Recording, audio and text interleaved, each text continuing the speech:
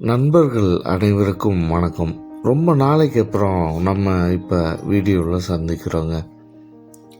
தமிழ்நாட்டோட ரொம்ப குளிர்ச்சியான பிரதேசம் நீலகிரி மாவட்டம்.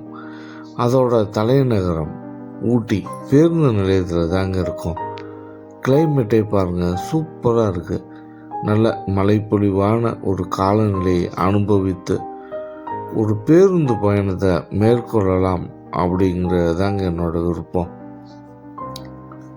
எனக்கு சோகமாக இருக்கக்கூடிய நேரங்களில் ஒரு பேருந்தில் ஏறி பயணம் பண்ணி ஒரு சிற்றூருக்கு போய் விசிட் பண்ணுறது தாங்க என்னோட பழக்க வழக்கம். அதே மாதிரி தான் நம்ம எல்லாரும் இந்த பதிவில் ஒன்றா சேர்ந்து இடுகட்டி அப்படிங்கிற ஒரு கிராமத்தை நோக்கிய பயணப்பதிவு தான் இது. வாங்க எல்லாரும் ஒன்றா பயணித்து இங்கே இருக்கக்கூடிய வழித்தடங்களில் இருக்கக்கூடிய இயற்கை அழகை ரசித்து பார்த்து பயணத்தை மேற்கொள்ளலாம். இப்போ நம்ம உதகையிலிருந்து கோத்தகிரி போகக்கூடிய சாலையில் தாங்க பயணத்தை மேற்கொண்டுட்டு இருக்கிறோம்.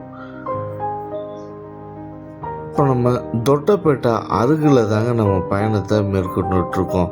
உதகை சிட்டிக்குள்ளே பார்த்திங்கன்னா கிளைமேட்டு ரொம்பவே மேகமூட்டமாக இருந்தது. தொட்டப்பேட்டாவை நோக்கி நம்மளது பயணம் மேற்கொள்ள ரொம்பவே கிளைமேட்டே மாறிடுச்சுங்க. ஏன்னா கொஞ்சம் ஹை லெவல் அப்படிங்கிறதுனால 2500 மீட்டர்கிட்ட நம்ம போயிட்டுருக்குறோங்க இப்போ. அதனால் மலைச்சாரல் அடிக்க ஆரம்பித்தது. ரொம்பவே அருமையாக குளுமையாக இதமாக இருந்ததுங்க. இந்த கிளைமேட்டு பிளைன்ஸில் இருக்கக்கூடிய அந்த வெப்பச்சலனத்துக்கு இப்படி உதகையில் இந்த மலைச்சாரலில் ஒரு சிற்றூருக்கு பேருந்து பயணத்தை மேற்கொள்ளும் பொழுது ரொம்பவே உடலுக்கும் மனதுக்கும் இதமாக இருந்ததுங்க. இல்லை வலது பக்கமாக போனோம் அப்படின்னா தொட்டப்பேட்டாவை நம்ம போய் அடையலாங்க. இடது பக்கமாக போகக்கூடிய சாலையில் தான் இப்போ நம்ம இந்த யூக்லிப்டஸ் காடுகளின் சோலைகளின் வழியாக இந்த மலை கிராமங்களை நோக்கிய பயணத்தை மேற்கொண்டுட்ருக்காங்க.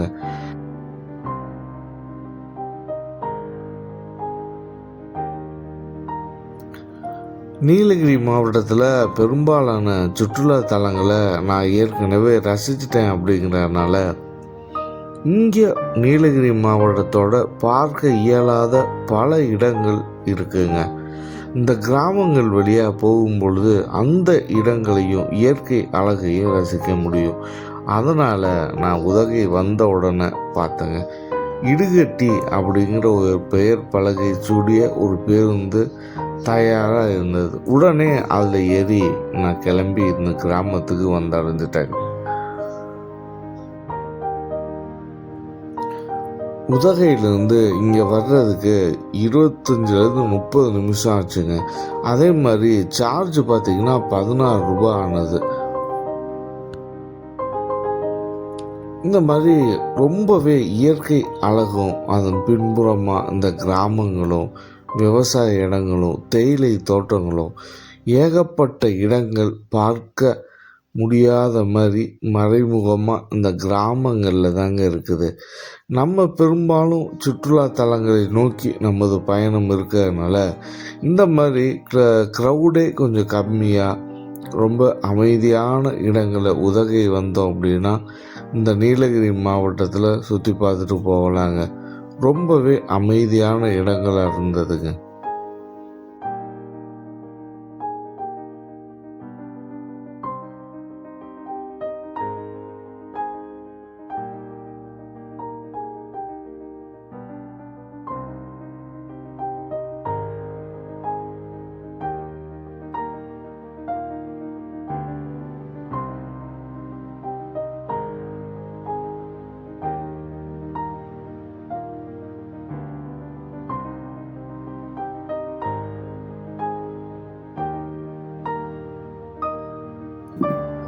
ஒவ்வொரு இடங்களையும் பார்க்கும் பொழுது ரொம்பவே அற்புதமாக இருந்தது.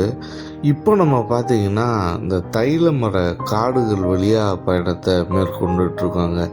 இதுக்கு முன்னாடி யூக்லிப்டஸ் சோலைகள், தைல மர சோலைகள், அடுத்ததாக கற்பூர மரச்சோலைகள், அடுத்ததாக தேயிலை தோட்டங்கள், கிராமங்கள், விவசாய இடங்கள் அப்படின்னு ஒவ்வொரு 5 நிமிஷத்துக்கு இடையிலையும் அந்த நிலப்பரப்பே பார்த்திங்கன்னா மாறுபட்டுக்கிட்டே இருந்ததுங்க. இப்போ நம்ம இந்த இடுகட்டி கிராமத்துக்கு தொட்டபெட்டா உதகையிலேருந்து ஹை லெவலில் ஒரு இடத்துக்கு பயணம் பண்ணி அங்கேருந்து ஒரு 15 கிலோமீட்டர் பார்த்திங்கன்னா பள்ளத்தாக்கை நோக்கி இறங்கிட்டு இருக்காங்க. ஒரு மிகப்பெரிய பள்ளத்தாக்குக்குள்ளே இருக்கக்கூடிய பல கிராமங்களில் ஒன்று தான் இடுகட்டி கிராமம். இந்த பாருங்கள், இப்போ கீழே இறங்கி அந்த பள்ளத்தாக்குக்குள்ளே வந்தாச்சு. இந்த பள்ளத்தாக்குக்குள்ளே பாருங்கள், ஏகப்பட்ட விவசாய இடங்களும் தேயிலை தோட்டங்களும் கொண்டையூசி வளைவுகளும் அழகான மலைப்பொழிவும் தவழ்ந்து செல்லும் மேகங்களுமா ரொம்ப ரம்மியமான இயற்கை காட்சியில் இந்த பேருந்தில் 2வது கியரில் மெதுவாக ஓட்டுநர் அழகாக ஆபத்தான சாலையில் நிதானமாக போகும் பொழுது இந்த பசுமையான காற்றையும் இதமான தென்றலையும் சாரலையும் ரசித்து பார்க்கும் பொழுது உடலுக்கும் மனதுக்கும் ஒரு புத்துணர்ச்சி தாங்க கிடைச்சது. அது நம்ம எவ்வளவு கோடி ரூபாய் பணம் கொடுத்தாலும் கிடைக்காதுன்னு தாங்க சொல்லணும்.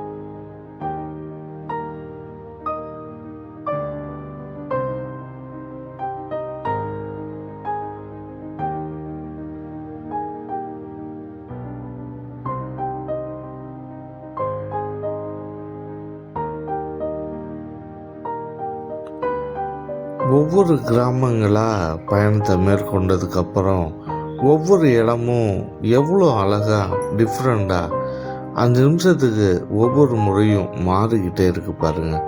அடுத்ததாக இந்த கொண்டையூசி வளைவுங்க. ஸோ இதில் ஓட்டுநர் மிக ரொம்பவே ஸ்கில்டு டிரைவர் அப்படின்னு தாங்க சொல்லணும். ரொம்பவே அன்பாகவும் பேசிகிட்டு இருந்தார். துறையூர்லேருந்து இங்கே இந்த அண்ணன் நமக்காக சர்வீஸ் செஞ்சிட்ருக்காருங்க ஓட்டுநராக.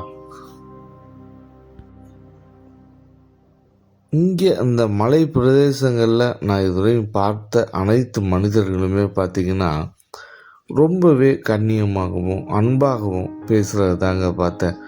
ரொம்பவே இயல்பான மனிதர்களுங்க நீலகிரி மாவட்டத்தில். அதே மாதிரி தான் இந்த ஓட்டுநர் மற்றும் நடத்துனர் 2 பேருமே நான் யூடியூப்பில் பதிவை மேற்கொள்கிறேன் அப்படின்ன ஒன்று ரொம்பவே அன்பாக பேசுனாங்க. இதில் இந்த நடத்துனர் அவர் பார்த்திங்கன்னா இங்கே இருக்கக்கூடிய மலைவாழ் மக்கள் படுகாஸ் அவங்களோட இனத்தை சேர்ந்த அண்ணன் அவர்கள் வந்து பார்த்திங்கன்னா அந்த பேருந்தில் இருக்கக்கூடிய உள்ளூர் தெய்வத்தோட படத்தையும் சேர்த்து எடுங்க அப்படின்னாரு. ஸோ இவங்க வந்து என்னைய வீடியோ எடுங்கன்னு சொல்லாமல் இங்கே இருக்கக்கூடிய தெய்வத்தையும் சேர்த்து எடுங்க அப்படின்னாரு பாருங்க. இதுலேயே இங்கே இருக்கக்கூடிய மக்கள் ரொம்ப உண்மையானவர்கள், அன்பானவர்கள். ரொம்பவே இந்த குளூரில் கடினமான சூழ்நிலையில் கஷ்டப்பட்டு அவர்கள் வேலை செய்து பணி செய்து அதன் மூலியமாக பணம் ஈட்டி அதுக்கப்புறம் இங்கே வந்து ரொம்பவே பக்தி உள்ள நபர்கள் அவர்கள்னே சொல்லணுங்க.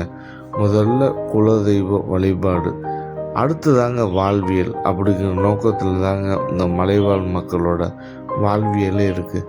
இறைவனுக்கு தாங்க முதல் முக்கியத்துவத்தை அவங்க கொடுக்குறாங்க. மற்ற காலங்கள் எல்லாம் இந்த கடினமான காலநிலை கொண்ட இந்த நிலப்பரப்பில் கஷ்டப்பட்டு வேலை செஞ்சு வேளாண்மை செஞ்சு கிடைக்கக்கூடிய பணத்தை மேக மாதம் வந்து பார்த்திங்கன்னா நீலகிரி மாவட்டம் முழுவதும் இருக்கக்கூடிய தெய்வங்களை வந்து வணங்கி சிறப்பித்து நல்ல மழை பொழிவும் காலநிலையும் கொடுங்கள்னு சொல்லி வணங்குறாங்க. அதன் மூலியமாக தாங்க அவங்க வந்து மன நிறைவே பெறுறாங்கன்னு சொல்லணும். நம்மளை மாதிரி ஆடம்பரம் ஊதாரி செலவுகள் செய்து அவங்க வந்து சாட்டிஸ்ஃபைட் ஆகிறதில்ல. இறைவன் தான் முக்கியம் அப்படின்னு நினைக்கிறாங்க.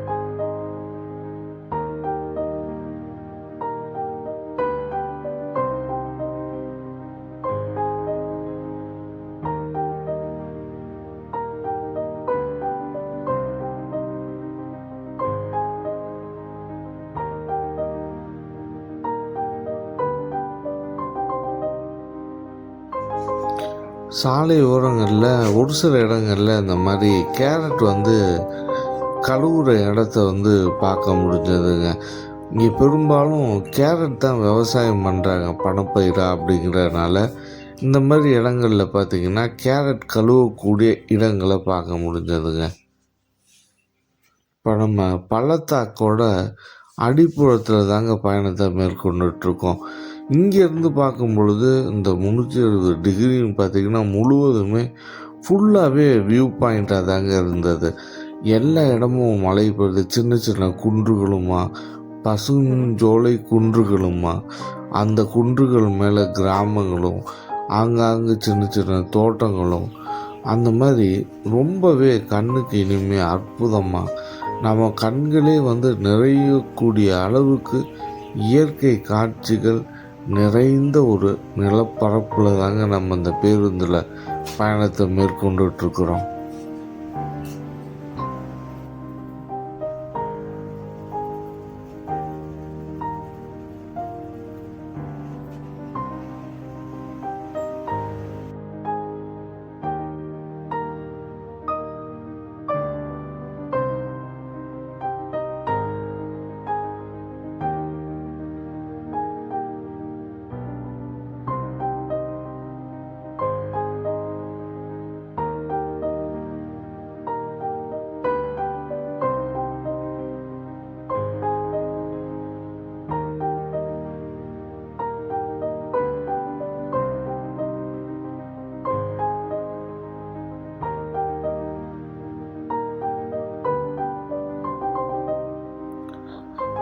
ஃபைனலாக நம்ம இப்போ இடுகட்டி கிராமத்தை வந்து அடைஞ்சாச்சுங்க. இதுதாங்க இடுகட்டி கிராமம்.